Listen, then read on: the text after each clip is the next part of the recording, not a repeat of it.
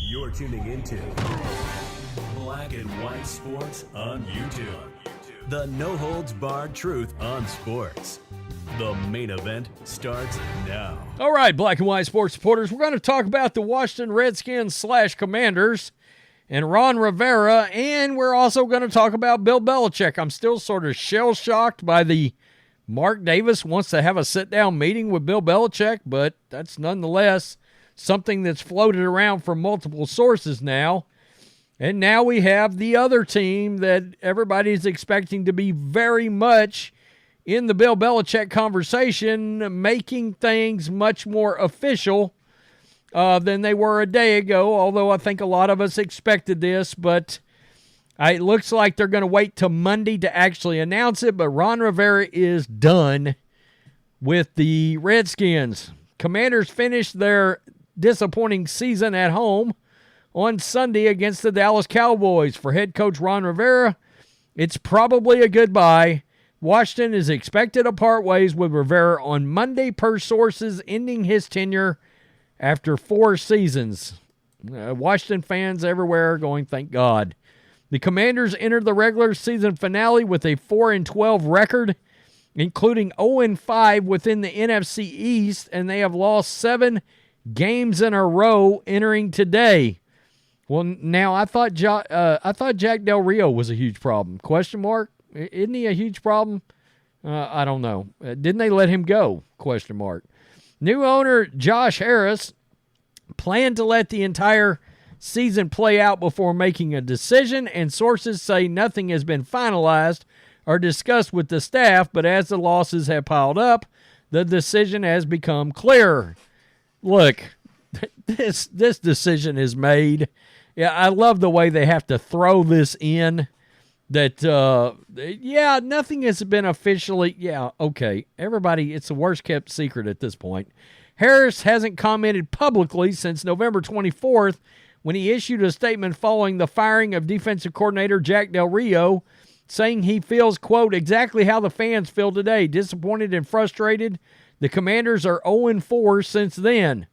And it always made sense for Harris, who finalized the purchase of the team in July, to put his stamp on the football operation after the season. The Commanders' job is more attractive than it has been in decades. Is it? I guess because Dan Snyder is not the owner? What's the other reason? Thanks to competent ownership. Okay, there it is. Are we sure he's going to be a competent owner? We don't know that yet. You know, the league did ignore some things to get this guy approved. Some building blocks on the roster and a potential top 3 draft pick, extra draft capital to potentially package and target a new franchise quarterback that could appeal to the most coveted candidates in the hiring cycle, such as Lions offensive coordinator Ben Johnson, who is expected to have multiple options. The status of general manager Martin Mayhew is also in doubt. Sources say, though, the decision might not be made immediately. So they're going to think about his status a little bit longer. Expect the Commanders to explore a modified front office structure that more closely resembles other sports, with a president of football operations type overseeing the head coach and the GM. So that's interesting. Now enter this, because obviously he's got his eye on Bill Belichick at this point. And let's just go over to the main article. Florio put this out this morning. Per a league source, Josh Harris, is enamored with the idea of Belichick coaching the Commanders. The question is whether Harris would give Belichick full control over personnel and whether Belichick would regard the absence of final say over the roster and the draft as a deal breaker. Well, he's probably not going to have that if the Patriots decide to keep Belichick or give him a chance to stay. They're probably taking that away from him. And I wonder, is any team going to give that to him, really, after what's happened with the offense in New England? Of course, the threshold question is whether Belichick will even be available. That's to be determined. It's possible Belichick doesn't leave the Patriots. It's also possible that a de facto trade would have to occur. If Harris wants Belichick and Belichick wants to coach the Commanders, we caught wind of that back in October. Of all the potential outcomes, a clean break is most likely an end game in New England if things are indeed ending. That would give Harris a clean shot at Belichick. Now, there are some lines to draw. Beyond the question of whether Belichick would insist on full control of football operations is the question of whether he'd want the job. The franchise is rich in history and tradition. Yeah, it's the Redskins. And it's not far from his hometown of Annapolis, Maryland. Some believe he won't be inclined to stray very far from the eastern portion of the country. Well, I can tell you right now, he's in play, like we said last night in that video. He's in play for the Raiders all of a sudden because Mark Davis wants to meet with him. I would assume, and word has it, he is going to be, or he would at least be talked to by the Chargers. And we also know that Belichick wants to break Shula's record. Well, I mean, are the Commanders set up to really grab him a bunch of wins over about a 3-year span? And that's the other thing. David Tepper has checked out of the Belichick chase because he's like, he wants a head coach that can be around potentially like Belichick and like Mike Tomlin 20 years. Well, Belichick's not coaching 20 years. So he's evidently moved on to Ben Johnson. Now, Ben Johnson has come up here too with the Commanders, but whoever gets Belichick, and there is a business side of this because, yeah, I told somebody last night after the Raiders-Belichick thing because they were like, why would this happen?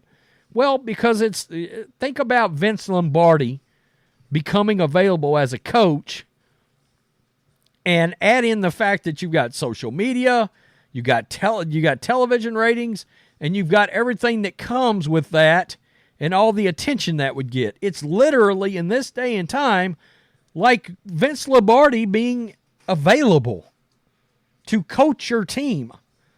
And yeah, that's big business, the actual dollars and cents part of it. So that's why Mark Davis or Josh Harris, either one, or maybe even the Spanoses might cough up the money for Belichick because it's going to bring in a boat ton of money. That's why the Tampa Bay Buccaneers are said to be possibly glancing in that Belichick direction, even with Todd Bowles, because the Glazers like moolah. All right, and that's what Belichick's going to bring. Now, the thing about it is, again, you would think of all those teams, and I know the Cowboys have been flirted around with out there, and if something disastrous happens with the Cowboys, watch the Cowboys with Belichick if he hasn't already been hired. Somebody may want to get him signed, sealed, and delivered, before, say, the division game of the playoffs, but I'm going to think it's going to take longer than that. Again, Jerry Jones once hired Bill Parcells. Who's the direct biggest branch of the Parcells tree? Belichick. Just something to think about. And we're going to have to see, are these teams going to give him personnel control? I do see a scenario where, in theory, he might come back to the Patriots, but he's going to have to deal with a bunch of change if he does. And is he going to be willing to do that? I mean, I don't know. You're talking about almost washing your hands of the offensive side of the ball, including from personnel standpoints. Is Belichick going to be willing to do that? I still can't believe the Raiders thing after Josh McDaniels. It's surprising. But again, there's a monetary aspect to this. Josh Harris knows it too. Tell me what you think. Peace. I'm out. Till next time. Thanks for watching the show. Be sure to like, comment, and subscribe. Be sure to tune in next time on Black and White Sports.